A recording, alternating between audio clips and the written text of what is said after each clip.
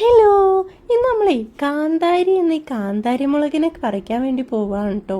അപ്പോൾ നമ്മുടെ തോട്ടത്തിൽ ഒരുപാട് കാന്താരി മുളകിൻ്റെ മരം ഉണ്ടായിരുന്നേ. അപ്പോൾ ഇതൊന്നും നമ്മൾ കുഴിച്ചിട്ടതല്ല കേട്ടോ, ഇതൊക്കെ തന്നെ ഇവിടെ ഉണ്ടായതാണേ.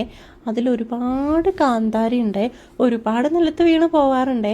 ഇന്ന് വെറുതെ ഒന്ന് പോയി നോക്കി, ഒരുപാടായിട്ടോ ഞാൻ തോട്ടത്തിലൊക്കെ പോയിട്ട്. അപ്പോൾ ഇന്ന് വന്നപ്പോഴാണ് തോട്ടത്തിലേക്കൊന്ന് പോയത് കേട്ടോ.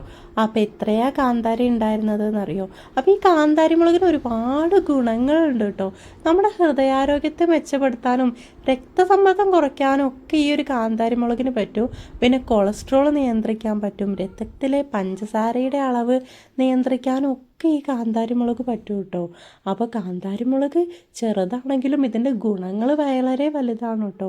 അപ്പോൾ ഇത് നേരെ നമ്മൾ കറിയിലൊക്കെ തേങ്ങ അരയ്ക്കുന്ന കൂട്ടത്തിലും അതുപോലെ ചമ്മന്തി ഉണ്ടാക്കാനും ഒക്കെ പറ്റും കേട്ടോ. അപ്പം നല്ല എരിവാണെങ്കിലും അധികം ആൾക്കാരും എരിവാണെന്ന് പറഞ്ഞിട്ട് ഒഴിവാക്കാറുണ്ട്. പിന്നെ ഇത് നമ്മൾ മുളക് പൊടിക്കുന്ന സമയത്ത് പഴുത്ത കാന്താരി മുളക് നമ്മൾ ഉണക്കി വെക്കുകയാണെങ്കിൽ ഈ മുളക് കടയിൽ നിന്ന് വാങ്ങുമല്ലോ വലിയ വറ്റൽ മുളക്, ആ മുളക് നമ്മൾ പൊടിക്കാൻ നേരം ഈ ഉണക്കി വെച്ചിട്ടുള്ള ഈ കാന്താരിയും കൂടെ ചേർത്തിട്ട് പൊടിക്കുകയാണെങ്കിൽ നമുക്ക് കറിയിലൊക്കെ ഈ ഒരു കാന്താരി മുളകിൻ്റെ ഗുണങ്ങളും കിട്ടും കേട്ടോ. അപ്പോൾ നമ്മളിതാ ഇത്രയാണ് കേട്ടോ നമുക്ക് തോട്ടത്തിൽ നിന്ന് പറിച്ചത്. ഞാൻ കുറച്ച് പറിച്ചിട്ടുള്ളൂ, ഇനിയും ഉണ്ടായിരുന്നു പറിക്കാൻ. പിന്നെ ഇവിടെ നമ്മൾ വീട്ടിലെ മുറ്റത്തും ഉണ്ടായിരുന്നു കുറച്ച് കേട്ടോ. അതാണ് ഇവിടെ ഈ ഒരു ബോട്ടിലാക്കി വെച്ചിട്ടുള്ളത്. പിന്നെ നമ്മൾ വലിയ മുളകും നമുക്ക് കിട്ടിയിട്ടുണ്ടായിരുന്നു കേട്ടോ. അപ്പോൾ ഇതൊക്കെ ഇവിടെ ഉണ്ടായതാണ് കേട്ടോ. ഇതൊക്കെ അങ്ങനെ പറിച്ചെടുക്കുമ്പോൾ ഒരു സന്തോഷം അത് പറഞ്ഞറിയിക്കാനേ പറ്റില്ല കേട്ടോ. അപ്പോൾ അടുത്തൊരു വീഡിയോ ആയിട്ട് വീണ്ടും കാണാം. ബായ്.